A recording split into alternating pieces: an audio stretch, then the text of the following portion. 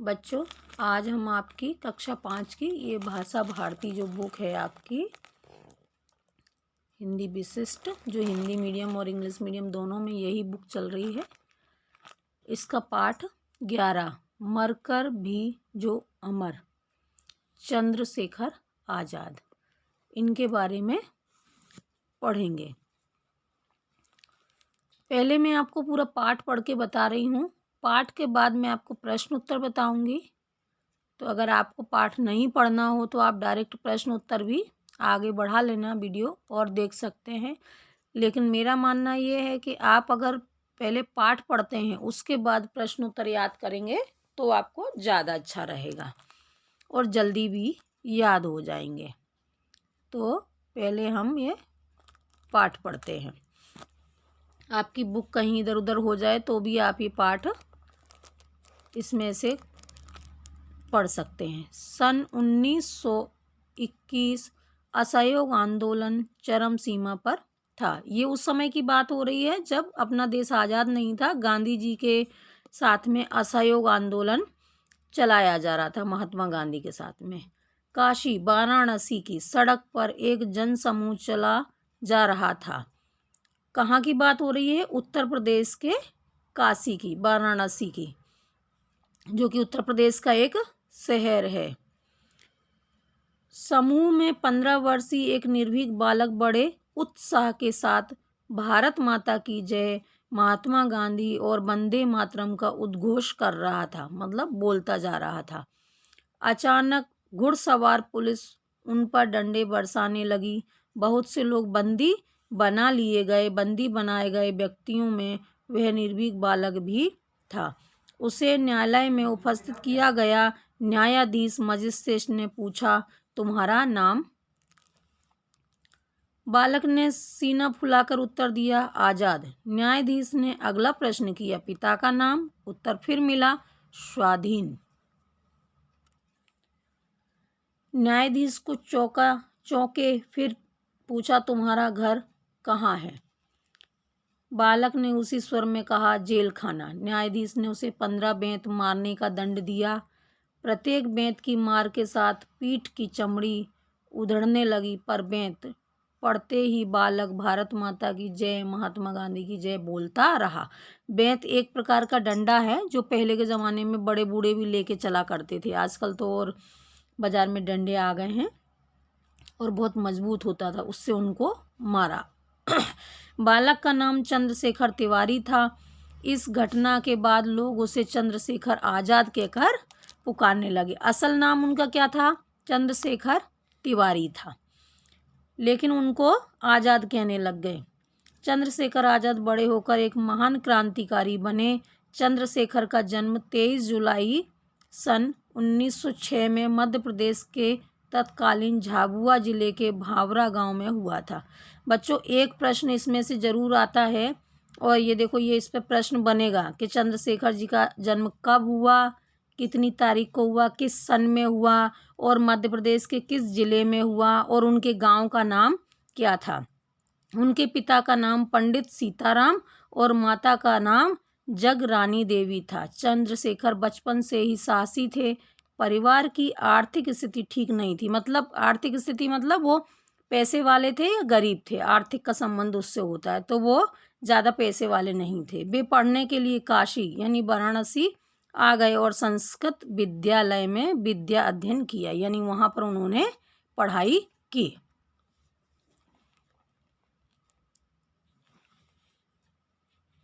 अन्याय को देखकर आज़ाद का खून खौल उठता था, अतः वह यह स्वाभाविक ही था कि वे सारे देश में हो रहे अंग्रेज़ों के अत्याचार को कैसे सहन करते। उस समय अंग्रेज़ बहुत ज़्यादा अत्याचार करते थे, आपने भी कई पिक्चरों में देखा होगा। उन्होंने भगत सिंह के साथ मिलकर क्रांतिकारियों का संगठन बनाया। आज़ाद शारीरिक बल और सूझबूझ के धनी तो थे ही, बहुत फुर्तीले भी थे। क्रांतिकारियों के दल में उनका गुप्त नाम क्विक सिल्वर अर्थात पारा था। इन्हीं गुणों के कारण भी अंग्रेज़ों की पकड़ में नहीं आए। काकोरी कांड के बाद एक जगह का नाम है काकोरी। प्रमुख क्रांतिकारी पकड़े गए थे। इनमें राम प्रसाद बिस्मिल, ठाकुर रोशन सिंह, अशफाक उल्ला खां और राजेंद्र लाहिड़ी प्रमुख थे। इन सबको फांसी दे दी गई, पर चंद्रशेखर आज़ाद को पुलिस छू भी नहीं पाई। वे झांसी में वेश बदल कर रहने लगे। उन्होंने अपना नाम हरिशंकर ब्रह्मचारी रख लिया। इस समय उनके प्रमुख साथी मास्टर रुद्र नारायण, भगवान दास माहौर, सदाशिव राय मलकापुर तथा विश्वनाथ कैशंपायन थे।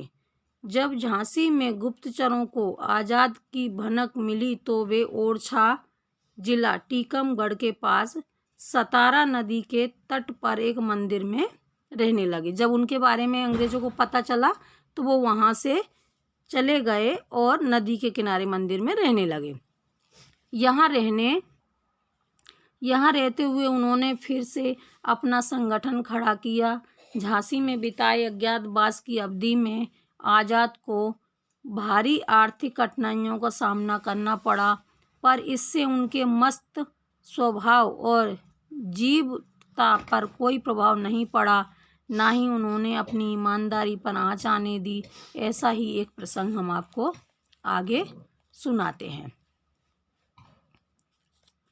चंद्रशेखर आज़ाद झांसी में एक छोटे से खोखे में रहते थे, मतलब छोटा सा घर। खाने का कोई ठिकाना नहीं। कई दिन केवल एक बार चना चवेना खाकर रहना पड़ता। एक बार उनके पास केवल एक आना था। एक आना मतलब पैसे का नाम है एक आना। जैसे अभी 50 पैसे हैं वैसे एक। वे एक आने के भुने चने ले आए और खाने लगे। खाते खाते आखिरी मुट्ठी भरी तो उन्हें कुछ गोल गोल चपटा सा लगा। मुट्ठी खोली तो देखा चनों में एक इकन्नी थी। पहले तो सोचा चलो कल के खाने की व्यवस्था हुई। फिर उनका मन अपने विचार पर ग्लानि से भर उठा, मतलब उनको बुरा लगा। अरे यह तो उस चने वाले की मेहनत की कमाई है। मतलब जब वो खा रहे थे चने तो उसी में उनको पैसा मिला था। इस पर मेरा क्या अधिकार। चने खाकर उन्होंने पानी पिया और चने वाले को उसकी कन्नी लौटा आए। देश के लिए अंग्रेजी खजाना लूटना अलग बात थी, पर स्वयं के लिए एक कन्नी रखना भी आज़ाद को स्वीकार नहीं था। काकोरी कांड में उन्होंने खजाना लूटा था, उसकी बात हो रही है यहाँ पर, लेकिन वो जो पैसा उसमें था वो उनका नहीं था, इसलिए वो लौट आए, भले ही भूखे क्यों ना रहना पड़े। आज़ाद के पास एक माउजर पिस्तौल थी। वे उस बल्ख बुखारा कहते थे। उस पिस्तौल का नाम था उन्होंने अपनी पिस्तौल का नाम रखा था बल्ख बुखारा।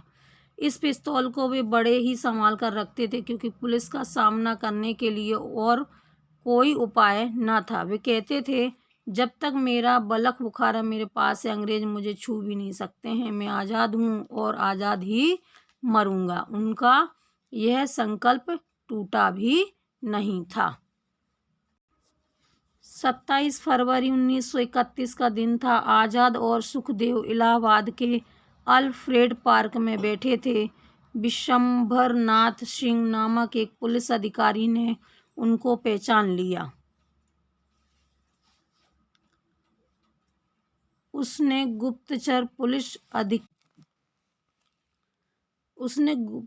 पुलिस अधीक्षक नाट बाबर को इसकी सूचना दी। नाट बाबर ने दल बल के साथ आज़ाद को घेर लिया। दोनों ओर से गोलियां चलने लगीं। एक गोली आज़ाद के पांव में आ लगी। उधर उनकी गोली ने विशंभरनाथ का जबड़ा तोड़ दिया। दूसरी गोली नट बाबर की कलाई पर लगी। अपने आप को गिरता देखकर आज़ाद ने सुखदेव को वहां से जाने की आज्ञा दी और स्वयं अंग्रेजों का सामना करने लगे। धीरे धीरे गोलियां समाप्त होने लगीं। आज़ाद ने अंतिम गोली अपनी ही कनपटी पर लगा दी। आज़ाद का निष्पंद शरीर भूमि पर पड़ा था, मानो भारत माँ का लाडला सपूत माँ की गोद में सो गया। आज इलाहाबाद का अल्फ्रेड पार्क शहीद पार्क के नाम से जाना जाता है। आज़ाद के बलिदान स्थान पर उनकी एक भव्य प्रतिमा स्थापित है। वहां जाने वाला हर व्यक्ति उस हुतात्मा को श्रद्धा सुमन अर्पित कर अपने को धन्य समझता है। ऐसे थे हमारे आज़ाद जी। अब हम इसी पाठ में जो दूसरा दिया हुआ है, राजा भाऊ महाकाल, ये उनकी फ़ोटो है। अब इनके बारे में आगे पढ़ते हैं। एक साथ 2 लोगों का इसमें दिया हुआ है।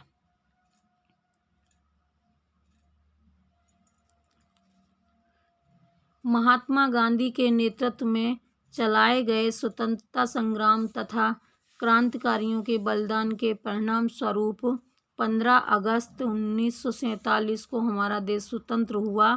दिल्ली के लाल किले पर राष्ट्रीय ध्वज तिरंगा फहराया गया, पर स्वतंत्रता अभी अधूरी थी। भारत भूमि के कुछ भूभाग पर अभी भी विदेशियों का आधिपत्य था। फ्रांस का शासन पांडिचेरी और पुर्तगाल का शासन गोवा दमन द्वीप पर स्थापित था। भारत 15 अगस्त 47 को आज़ाद तो हो गया था, लेकिन जो हमारे 2 वो थे पांडिचेरी और गोवा दमन द्वीप, इस पर इन लोगों का अधिकार फिर भी रह गया था। स्वतंत्र भारत की सरकार ने दोनों क्षेत्रों को स्वतंत्र कराने के प्रयत्न किए। फ्रांस ने पांडिचेरी पर अपना शासन समाप्त कर इस क्षेत्र को भारत को सौंप दिया, पर पुर्तगाल की सरकार गोवा को छोड़ने के लिए तैयार नहीं हुई। परिणाम स्वरूप 1955 में गोवा मुक्ति आंदोलन प्रारंभ हुआ। इस आंदोलन में सभी वर्ग, जाति, धर्म और विचारधारा के लोगों ने तथा महिलाओं ने बढ़ चढ़ कर भाग लिया। मध्य प्रदेश में भी अनेक नव युवकों ने इसमें भाग लिया। इन युवकों में एक युवक था राजा भाऊ महाकाल। मतलब ये अभी बहुत बाद में किया इन्होंने आंदोलन, जब हमारा भारत आज़ाद हो गया। गोवा मुक्ति आंदोलन समिति ने निश्चय किया कि 15 अगस्त 1955 के दिन गोवा में राष्ट्रीय ध्वज तिरंगा फहराया जाए और गोवा को आज़ाद कराया जाए। इस हेतु सभी सत्याग्रही मतलब जो आंदोलन कर रहे थे आज़ादी के लिए, वो पहले पूना के केसरी भवन में एकत्रित हुए। वहां से 4-4 की टोली में गोवा में प्रवेश करने और तिरंगा ध्वज फहराने की योजना बनी। योजना अनुसार 13 अगस्त 55 को लगभग 1000 सत्याग्रही बेलगांव पहुंचे और बेलगांव से 4-4 की टोलियों में सत्याग्रहियों ने गोवा की सीमा में प्रवेश किया। जैसे कि उन्होंने योजना बनाई थी अपनी कि 4-4 करके वहां घुस जाएंगे। एक साथ झुंड में अगर अंदर जाएंगे तो पकड़े जाएंगे। सत्याग्रही आगे बढ़ते जा रहे थे और गोवा की पुलिस उन पर निर्दयतापूर्वक गोलियां चला रही थी। मतलब जब वो अंदर गए तो उन पर गोलियां चलाई जा रही थी। सोचो तो कितने लोग मरे भी होंगे, है ना। पुलिस उन पर गोलियां चला रही थी। राजा भाऊ महाकाल की टोली भी तिरंगा लेके आगे बढ़ रही थी। उन पर भी गोलियां दागी जा रही थी। एक एक करके सभी सत्याग्रही जमीन पर गिरने लगे। तभी तेजी से आगे बढ़कर तिरंगा झंडे को राजा भाऊ महाकाल ने संभाला और भारत माता की जय, तिरंगे झंडे की जय बोलते हुए आगे बढ़े। सामने से पुर्तगाल की पुलिस द्वारा लगातार गोलियां चलाई जा रही थी। एक गोली को राजा भाऊ महाकाल के सिर पर लगी। गोली लगने से उनकी आंखों पर घाव हो गया। फिर भी वे वीरता पूर्वक आगे बढ़ते गए। अधिक खून बह जाने के कारण वे बेहोश होकर गिर पड़े। 20 घंटे तक मृत्यु से संघर्ष करते हुए भी वीर गति को प्राप्त हुए। आंदोलन में एक ही दिन में 100 सत्याग्रहियां गोली खाते हुए भारत माता की जय, तिरंगे झंडे की जय बोलते हुए शहीद हुए। इसमें ब्यौरा, केसरी, गंगा, विष्णु, श्याम, भरथरे का नाम भी उल्लेखनीय है। सोचो गोवा की आज़ादी के लिए भी कितना त्याग किया। 100 लोगों का मरना समझो। राजा भाऊ महाकाल का जन्म 26 जनवरी 1923 को उज्जैन मध्य प्रदेश में हुआ था। इनके पिता का नाम बलवंत भट्ट महाकाल तथा माँ का नाम अन्नपूर्णा देवी था। राजा भाऊ महाकाल का परिवार मूलतः महाराष्ट्र का तैलंग ब्राह्मण परिवार था। महादजी सिंधिया के समय जो विद्वान ब्राह्मण महाराष्ट्र से आए उनमें से यह परिवार भी था। इस परिवार को महाकाल की पूजा का कार्य दिया गया था। तब से राजा भाऊ का परिवार भगवान महाकाल की पूजा करता आ रहा है तथा इस परिवार के नाम से ही महाकाल भी जुड़ गया। राजा भाऊ महाकाल की शिक्षा उज्जैन में ही हुई। बचपन में उन्हें व्यायाम करने यानी कसरत करने, क्षिप्रा नदी में नदी के प्रवाह के विपरीत तैरने, उज्जैन में क्षिप्रा नदी है तो उसमें तैरते थे, और घूमने का शौक था। 1952 के कश्मीर आंदोलन में भी उन्होंने भाग लिया। 1955 में 2 बार किसान आंदोलन का सफल नेतृत्व किया। जब देश में गोवा की मुक्ति के लिए आंदोलन करने का आह्वान हुआ तो राजा भाऊ महाकाल ने उस आंदोलन में भाग लिया। 10 अगस्त 1955 के दिन इंदौर के सुभाष चौक में भाषण देते हुए राजा भाऊ महाकाल ने कहा, भारत की अखंडता और समृद्धि ही हमारे जीवन का स्वप्न है। इसी स्वप्न को साकार करने के लिए हम गोवा की ओर जा रहे हैं। वहाँ यदि हमें मृत्यु के भी आलिंगन करना पड़े तो हम हंसते हंसते करेंगे। राजा भाऊ महाकाल ने ऐसा ही किया। उन्हें सिर में गोली लगी। तब उन्होंने अपने साथियों से कहा, यह तो मुझे कंकड़ लगा है, कोई चिंता की बात नहीं है। मतलब गोली लगने के बाद भी देखो वो कितने सहज होकर के बोल रहे। वे साहसी वीर पुरुष ही होते हैं जो अपने आप को मातृभूमि पर बलिदान करने के लिए बंदूक की गोली कंकड़ लगने के रूप में लेते हैं। यह भी संयोग है कि राजा भाऊ महाकाल का जन्म 26 जनवरी को हुआ और देश के लिए बलिदान 15 अगस्त को हुआ। ये दोनों ही दिन राष्ट्रीय दिवस हैं। वाह भाई, कितनी अच्छी बात है। चलो, ये आपका पाठ खत्म हो गया है। अब ये आपके बोध प्रश्न है। नीचे दिए गए शब्दों के अर्थ शब्दकोश से खोजकर लिखिए। पहले हम ये शब्दकोश करेंगे, फिर हम आगे एड ग्रेड के प्रश्न को उत्तर और ये प्रश्न उत्तर भी करेंगे। ये सुगठित का अच्छी तरह से गठित यानी बनाया हुआ। निर्भीक का निडर, हुतात्मा मानी पवित्र आत्मा। उद्घोषण करना मतलब नारा लगाना। अज्ञातवास यानी रहने का ऐसा स्थान जहाँ छुपकर रहा जाता है उसे हम अज्ञातवास कहते हैं। न्यायालय यानी कचहरी। जीवटता जीवन शैली। एक आना यानी पुराने प्रचलन की मुद्रा यानी पैसा। फिर आधिपत्य अधिकार। निर्भय का कठोर। प्रवाह का आएगा वहाव। सर्वहारा माने सब कुछ रहने वाला या हारने वाला, सब कुछ हारने वाला यानी कंगाल। अब आपके हैं ये प्रश्न उत्तर बुक के। तो पहला इसमें है, चंद्रशेखर आज़ाद कहाँ के रहने वाले थे और उनके माता पिता का नाम क्या था। मैंने पाठ में भी बताया है आपको, अभी तक तो याद ही हो गया होगा। चंद्रशेखर आज़ाद मध्य प्रदेश के तत्कालीन झाबुआ और आज के अलीराजपुर जिले में भावरा गांव के रहने वाले थे। उनके पिता का नाम पंडित सीताराम और माता का नाम जगरानी देवी था। दूसरा आपका प्रश्न है, काकोरी कांड के बाद कौन कौन से क्रांतिकारी पकड़े गए और उन्हें क्या सजा दी गई। तो ये है, काकोरी कांड के बाद राम प्रसाद बिस्मिल, ठाकुर रोशन सिंह, अशफाकुल्ला खां और राजेंद्र लाहिड़ी आदि क्रांतिकारी पकड़े गए थे। इन सबको फांसी की सजा दी गई थी। तीसरा, अपने अज्ञातवास में चंद्रशेखर कहाँ कहाँ रहे और उन्हें किस कठिनाइयों का सामना करना पड़ा। अपने अज्ञातवास में चंद्रशेखर ओरछा और झांसी में रहे। इस अवधि में उन्हें आर्थिक कठिनाइयों का सामना करना पड़ा। मतलब उनके पास पैसे की बहुत ज़्यादा तंगी थी, क्योंकि वो छिपके रह रहे थे तो कहीं काम तो खुल के कर नहीं सकते थे। कई बार उन्हें केवल एक बार चना खाकर ही रहना पड़ता था। फिर चंद्रशेखर ने चले जाने को इकन्नी चने वाले को इकन्नी क्यों लौटाई। उनके इस गुण से हमें क्या शिक्षा मिलती है। अथवा इसी पर आधारित पिछले साल आपका एक प्रश्न आया था, किस घटना से चंद्रशेखर आजाद की ईमानदारी के गुण का पता चलता है।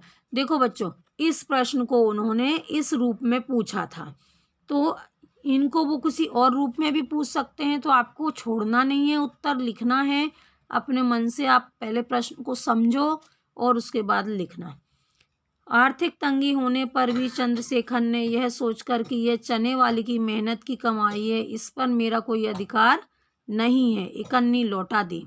इससे हमें उनकी ईमानदारी के गुण का पता चलता है। हमें भी जीवन में उनके जैसे ईमानदार बनना चाहिए और किसी की मेहनत की कमाई का उपभोग नहीं करना चाहिए। उपभोग मतलब इस्तेमाल नहीं करना चाहिए। अब आगे का प्रश्न देखते हैं हम। ये है आपका 27 फरवरी 1931 को अल्फ्रेड पार्क में क्या हुआ। तो इसका उत्तर है 27 फरवरी 1931 को आज़ाद और सुखदेव अल्फ्रेड पार्क में बैठे थे। उन्हें एक पुलिस अधिकारी ने पहचान लिया और पुलिस अधीक्षक नट बाबर को सूचना दे दी। नट बाबर ने दल बल के साथ आज़ाद को घेर लिया। दोनों ओर से गोलियां चलने लगीं। जब आज़ाद की गोलियां खत्म होने लगी तो आखिरी गोली अपनी कनपटी पर दाग ली उन्होंने, मतलब मार ली, और देश के लिए वो शहीद हो गए। अब आगे का प्रश्न है, राजा भाऊ महाकाल का जन्म कब और कहाँ हुआ था। राजा भाऊ महाकाल का जन्म 26 जनवरी 1923 में उज्जैन में हुआ था। राजा भाऊ महाकाल को बचपन में क्या क्या शौक थे। तो वो क्या क्या शौक थे उनको। राजा भाऊ महाकाल को बचपन में व्यायाम करना, नदी के प्रवाह के विपरीत तैरना और घूमने का शौक था। विपरीत मतलब जिस दिशा में नदी बह रही है उसके उल्टा। फिर आगे है, गोवा मुक्ति आंदोलन में राजा भाऊ महाकाल का क्या योगदान है, लिखिए। उत्तर है, गोवा मुक्ति आंदोलन में राजा भाऊ महाकाल ने अभूतपूर्व योगदान दिया। उन्होंने इस आंदोलन में भाग लेते हुए पुर्तगाली पुलिस का जमकर सामना किया और अंत में सिर पर गोली लगने के कारण वीरगति को प्राप्त हुए। मतलब जब गोवा को मुक्त कराया तो उसमें उन्होंने भाग लिया था। फिर राजा भाऊ महाकाल के शहीद होने की घटना को अपने शब्दों में लिखिए। मतलब जरूरी नहीं किताब में जो लिखा वैसा रट के लिखना है, आप उसको समझ लो, पढ़ लो और उसको फिर अपनी भाषा में लिखो। गोवा मुक्ति आंदोलन ने निश्चय किया कि 15 अगस्त 1955 के दिन गोवा में राष्ट्रीय ध्वज फहराएंगे। इस हेतु 4 टोलियां बनाई गईं, जिनमें एक टोली राजा भाऊ की थी। गोवा मुक्ति आंदोलन में भाग लेती राजा भाऊ महाकाल की टोली पर पुलिस चारों ओर से गोलियां दाग रही थी। एक एक करके सत्याग्रही जमीन पर गिरने लगे। तभी तिरंगे झंडे को हाथ में संभाले राजा भाऊ के सिर पर एक गोली लगी। इससे उनकी आंख में घाव हो गए। फिर भी वे वीरतापूर्वक आगे बढ़ते गए, किंतु अधिक खून बह जाने के कारण वे बेहोश होकर गिर पड़े। 20 घंटे तक मृत्यु से संघर्ष करते हुए अंत में वे वीर गति को प्राप्त हो गए। ये आपके प्रश्न उत्तर हो चुके हैं, दोनों चंद्रशेखर आज़ाद के भी और महाकाल जी के भी। अब आगे है आपके खाली स्थान के नीचे दिए गए विकल्पों को छांटकर रिक्त स्थानों की पूर्ति कीजिए। चंद्रशेखर आज़ाद बड़े होकर एक महान क्रांतिकारी बने। यहाँ पर क्या आएगा, क्रांतिकारी। नित्य व्यायाम करने से उनका शरीर, यहाँ पर क्या आएगा, शक्तिशाली और सुगठित था। अन्याय देखकर आज़ाद का खून, यहाँ पर क्या आएगा, खून खौलने लगता था। क्रांतिकारियों के दल में उनका नाम क्या था, सिल्वर क्विक सिल्वर था। आज़ाद के अंतिम गोली अपने ही कनपटी में दाग ली। मैंने ये आपको बता दिए हैं कि किस में क्या आएगा। मैं आपको है ना इसमें नंबर डाल देती हूँ आपकी बुक में। महान क्रांतिकारी, इसमें ये का में आएगा। नित्य व्यायाम करने से ये खा, और ये भी खा में आएगा। अन्याय देखकर आजाद का खून खौल उठा, इसमें ये गा आएगा। और अन्याय देखकर आजाद का खून खौल उठा, फिर आजाद क्रांतिकारियों में दल में उनका नाम, ये घा नंबर में आएगा। और आजाद ने अंतिम गोली अपनी कनपटी, ये अड़ा इसमें आएगा। और 55 में 1000 सत्याग्रही कहाँ पहुंचे थे? बेलगांव पहुंचे थे, इसमें ये चा आएगा। ठीक है, अब देखो आपका आगे ये है शुद्ध उच्चारण कीजिए, तो ये तो आपको बोलना है। ये है फिर मुहावरों के अर्थ लिखकर वाक्यों में प्रयोग कीजिए। अपन ये करते हैं, देखो ये मुहावरा है। मुहावरों पर पूरा एक वीडियो डाला हुआ है हमने, आप सर्च कर लेना। प्राणों की आहुति देना यानी जान न्यौछावर कर देना। प्रयोग है, भगत सिंह ने देश की आज़ादी के लिए अपने प्राणों की आहुति दे दी। आप किसी का भी नाम लिख सकते हो, बस वाक्यों में प्रयोग करना, मतलब ये वाला जो है वो शब्द इसके अंदर आना चाहिए। वीर गति को प्राप्त होना, बहादुर को मौत मारना, बहादुर की मौत मरना। प्रयोग, अनेक क्रांतिकारी देश के लिए वीर गति को प्राप्त हो गए। छू नहीं पाना, पकड़ में नहीं आना। प्रयोग है, अंग्रेज चंद्रशेखर को छू भी नहीं पाए। आप लिख सकते हो कि टीचर ने होमवर्क दिया और वो छूट के भाग गया और वो पकड़ में नहीं आया, या चोर के हाथ से सिपाही के हाथ से चोर छूटकर भाग गया। मतलब अपने शब्दों में लिख सकते हो, कि ज़रूरी नहीं है कि आप भूल जाओ, बस आपको इनके अर्थ पता होना चाहिए। अब आगे है आपका प्रश्न नंबर 3, अनुस्वर और अनुनासिकता वाले शब्दों को छांटकर लिखिए। गांधी और ये सब हैं, तो ये क्या है, ऊपर बिंदी है अंग की, जैसे ये डंडा लिखा है, तो आपको चंद्र बिंदु के साथ में इसको लगाना है। डंडा अनुनासिक है गांधी, ये तंत्र, ये अलग अलग करना है आपको। ये अंक की बिंदी वाले अनुस्वर होते हैं और चंद्र बिंदु के साथ में जो है वो अनुनासिक होते हैं। ये दोनों आपको मिक्स दिए हुए हैं, ये अलग अलग करके आपको बता दिए हैं। अब उदाहरण के अनुसार उपसर्ग लगाकर 2-2 शब्द बनाइए। उपसर्ग लगाना मतलब इसके आगे शब्द लगाना होता है।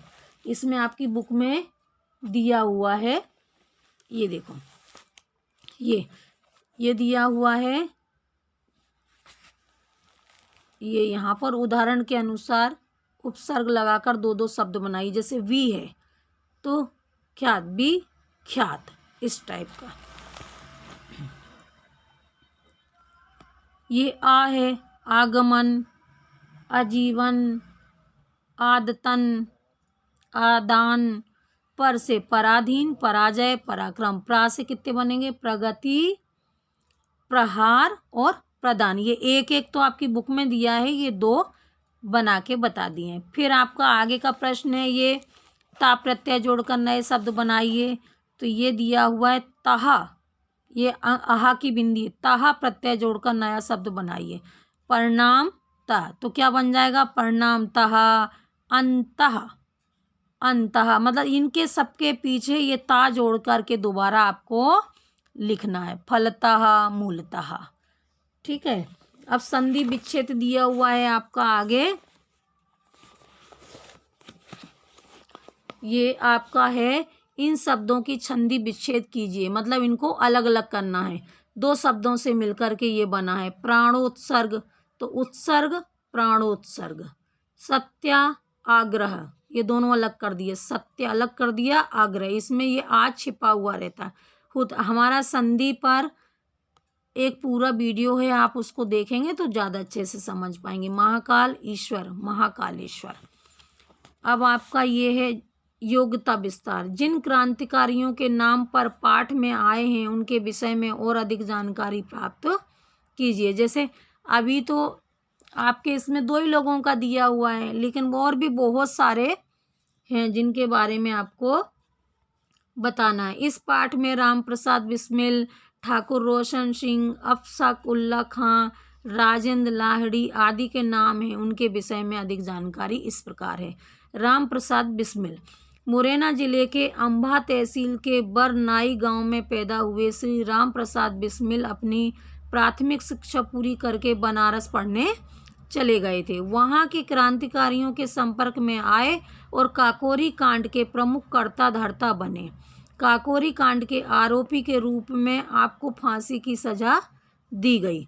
राम प्रसाद बिस्मिल कविता भी लिखते थे। वे अपने साथियों के बीच कवि के रूप में जाने जाते थे। बिस्मिल अपना उपनाम था, मतलब उनका जो नाम था वो बिस्मिल जो था वो उपनाम था। फिर ठाकुर रोशन सिंह शाहजहांपुर में जन्मे ठाकुर रोशन सिंह राम प्रसाद बिस्मिल के संपर्क में आकर क्रांतिकारी बने। मतलब ठाकुर रोशन सिंह बिस्मिल जी से मिले तो उनके साथ ही फिर क्रांतिकारी बन गए। आपको काकोरी रेल डकैती कांड में आरोपी बनाया गया और फांसी की सजा दी गई। काकोरी में इन्होंने ट्रेन लूटी थी, सरकारी खजाना लूटा था, उसमें ये पकड़े गए थे। ठाकुर रोशन सिंह को मलका यानी इलाहाबाद जेल में फांसी दी गई थी। फिर है अशफाक उल्ला खां। अशफाक उल्ला खां शाहजहांपुर के निवासी थे। वे अपने पिता मौलवी अहमद उल्ला शाह को स्वयं एक क्रांतिकारी थे, मतलब इनके पिता भी क्रांतिकारी थे। उन्होंने अपने पिता से प्रेरणा लेकर राष्ट्रीय आंदोलन में कूद पड़े। अशफाक उल्ला खां काकोरी रेल डकैती कांड के प्रमुख नायक थे, मतलब योजना इन्होंने ही बनाई थी। काकोरी कांड में आरोपी बनाए जाने के बाद आपको फैजाबाद की जेल में फांसी की सजा दे दी गई। इनको भी फांसी दी गई। फिर है राजेंद्र लाहिड़ी। राजेंद्र नाथ लाहिड़ी का जन्म सन 1892 में बंगाल के पावना जिले के मोहनपुरा गांव में हुआ था। आपके पिता का नाम क्षितिज मोहन लाहिड़ी था। बनारस के खुशहाल परिवार में जन्म लेने के बाद भी आपके देश को आज़ाद करने के लिए क्रांतिकारी आंदोलन में भाग लिया। मतलब ये अच्छे पैसे वाले घर में जन्म लिया था इन्होंने, लेकिन उसके बाद भी उनका मन क्रांतिकारियों के साथ लगा। 17 दिसंबर 1927 को आपको भी फांसी दे दी गई थी, मतलब इनको भी फांसी दे दी गई थी। ये इस तरीके से हो गया। आपका आगे का प्रश्न है निम्नलिखित नारे किन नेताओं ने दिए हैं, तो उनकी जानकारी दीजिए। स्वाधीनता जन्मसिद्ध अधिकार है, ये बाल गंगाधर तिलक ने दिया है। करो या मरो, महात्मा गांधी जी ने दिया है। तुम मुझे खून दो मैं तुम्हें आज़ादी दूंगा, ये सुभाष चंद्र बोस जी ने दिया है। फिर आपका है आप अपने देश की सेवा किस प्रकार करना चाहेंगे, सोचिए और चर्चा कीजिए। तो देखते हैं हम इसका भी उत्तर हम आपको बताए दे रहे हैं। हम अपने देश की सेवा पढ़ लिख कर एक अच्छा नागरिक बनकर करेंगे। समाज में जो बुराई व्याप्त है उन्हें दूर करने का प्रयास करेंगे और ऐसे कार्य करेंगे जिनमें देश का नाम रोशन हो। इस प्रकार हम अपने देश की सेवा करेंगे। आप ये तो मैंने विचार बता दिए, आप अपने मन से अपने विचार भी लिख सकते हैं। फिर प्रश्न है आपका राजा भाऊ महाकाल उज्जैन के थे, उज्जैन के बारे में आप क्या जानते हैं, लिखिए। तो इसमें भी आप अपने विचार लिख सकते हैं। जो उज्जैन के बच्चे हैं जो घूम कर आए हैं या आपके पास और कुछ जानकारी है तो वो जानकारी भी इस प्रश्न के उत्तर में आप लिख सकते हैं। उज्जैन महाराजा विक्रमादित्य की नगरी थी। प्राचीन काल में इसे उज्जैनी के नाम से जाना जाता था।